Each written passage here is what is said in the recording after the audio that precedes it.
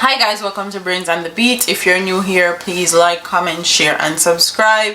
And if you're oldie but goodie, thank you for staying tuned to your girl. So in today's video, we're going to be talking about Shenseea and Jada. We're going to be talking about another alleged murder-suicide, and these have been going on for a while now. So let's get into it. It says, when Jada Kingdom reached out to Shenseea following her mother's passing in June, many hoped the moment would spark reconciliation for the pair who were once close friends. It seems that may have happened as they recently began following each other again on social media. After years of feuding and a few heated exchanges and subliminal musical disses, many see their action as a sign that the two are ready to put the past behind them. Fans of both entertainers began sending congratulatory messages. User pointed out that the female dancehall artists have a long history of spewing hate at each other, and the move sends a strong message of love and unity. In what may have been another sign of solidarity on Instagram, Shenseea reacted to a comment under a snippet of her most recent music video. The entertainer dropped the visuals for her track Good Comfort on Tuesday, and someone pointed out that she sounded a lot like Jada Kingdom. Shenseea replied to the comment by simply stating, "Me hear it too." Many have since described her response as a mature sign that she has zero interest in any further feuds. When the star reached out to both artists, their respective managers gave statements on their behalf. Both acknowledged the social media activity and pointed out that the time had come for positivity to reign supreme. In his brief statement, Shenseea manager Ramesh Major said his team is all about upliftment. He said that's as their mantra. The team will support any move aimed to pushing the goal forward. Julian Jones Griffin, Kingdom's manager, said his client is only focusing on positive energy and uplifting herself, her family, and those close to her. It's been a year that puts things into perspective and made us all realize what is important and what is futile in life, he said. The Kingdom and Shenseea have known each other for many years, and they are both super talented young females in traditionally male-dominated business, so it's beautiful to see. He added, both of them are in a strong position to uplift themselves and Jamaica, and Jamaican female artists have to work much harder to get the respect and popularity than their male counterparts. So it's important to channel all their energy into positively impacting their careers and paving the way for other female artists. Fans have already begun expressing their desire to see the pair collaborate, and I honestly think it would be a fire collaboration. So I would honestly like to see a collaboration. Jada also just dropped Win, and she was trending on YouTube. Kick coffee out our place, but I love to see it. Women on top of their games, okay? It's very uplifting and nice to see. I feel like there can't be two hot artists in any genre of music, especially where females are concerned. There can't be two hot females in any genre of music and they get along. They always have to pit them against each other, and I don't know for the life of me what that's about, but it needs to stop. I feel like Jada, Shenseea is doing their thing. Die, Lisa Hype, and also Lisa Hype and Spice just killed a feud that they had, which is very inspiring. A 10-year feud, which I feel like was unnecessary and probably curated by some outside party. Seeing females come together and unite, especially in dancehall music, it's putting a perspective on younger generation, especially females, that we need to stick together. We need to have each other's back. If one of us rise, all of we rise. If one of us win, all of we win. And we need to be more compassionate to other females. But comment in the comment section and tell me, what are your thoughts? Do you think Jada and Shenseea need to collaborate? What type of song do you think they should collaborate on? What do you think of Spice and Lisa Hype killing their feud, and now Shenseea and Jada killing theirs also? Do you think it's a step in the right direction? A while.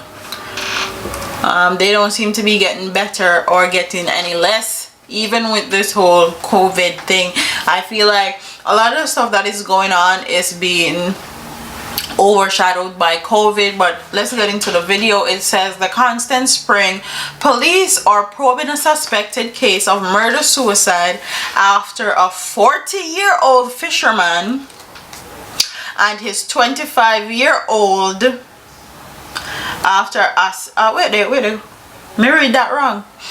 The Constant Spring police are probing a suspected case of murder-suicide after a 60-year-old fisherman.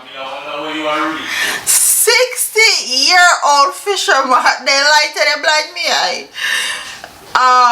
And his 25-year-old girlfriend was found dead last Friday at a house on Fearden Avenue in Ackee Walk, St. Andrew.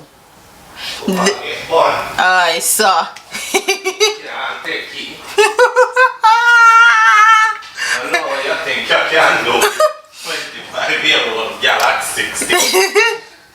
Then so then keep you fresh. Yep. Young. The deceased woman has been identified as Kemeisha Solomon of St. Elizabeth address and Chester Fong, who lived at the Ackee Walk premises. When the Gleaner visited the community yesterday, relatives and neighbors were still shocked at the incident. When I heard the gunshots, me think a drive-by or gunman a shoot up the place, one resident said. When it calmed down and we realized that time, everybody frightened and asked what happened over there. So the fire brigade was called to cut open the grill so that the investigators could gain access to the inside of the house. Fong, who was of Chinese descent, is said to have been actively involved in fishing and upholstery.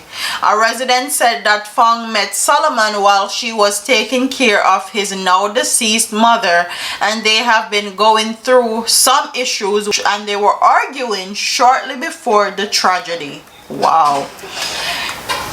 It's shocking that him do something like that, because we live here with him and him have never seen an ugly side. You know, those type of man that don't want nobody in his business are just him that work to whom the resident said. Him not talk, this is shocking to everybody.